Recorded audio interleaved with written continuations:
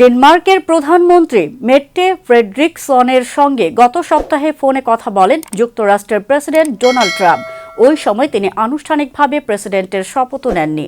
তা সত্ত্বেও ফোন করে ড্যানিশ প্রধানমন্ত্রীকে অনেকটা হুমকি ধামকি দিয়েছেন ট্রাম্প। তিনি তার কাছে গ্রিনল্যান্ড কিনে নেওয়ার দাবি পুনর্ব্যক্ত করেছেন। ব্রিটিশ সংবাদ মাধ্যম ফিনান্সিয়াল টাইমসকে শনিবার কয়েকজন বর্তমান ও সাবেক ইউরোপীয় কর্মকর্তা এ তথ্য জানিয়েছেন।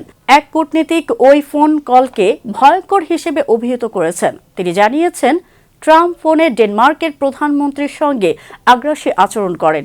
কেন তিনি গ্রিনল্যান্ডকে বিক্রি করবেন না সে ব্যাপারে তাকে জেরা করেন।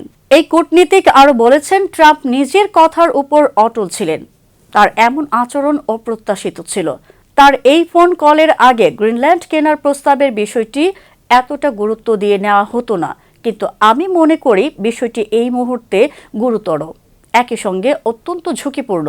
অপর এক কর্মকর্তা বলেছেন, যুক্তরাষ্ট্রের উদ্দেশ্য খুবই স্পষ্ট, তারা গ্রিনল্যান্ড চায়।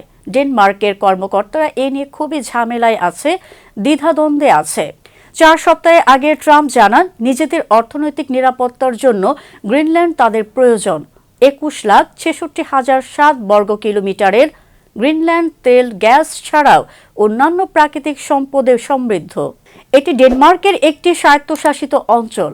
যদিও পররাষ্ট্রনীতি এবং প্রতিরক্ষার জন্য অঞ্চলটি ডেনমার্কের ওপর নির্ভরশীল।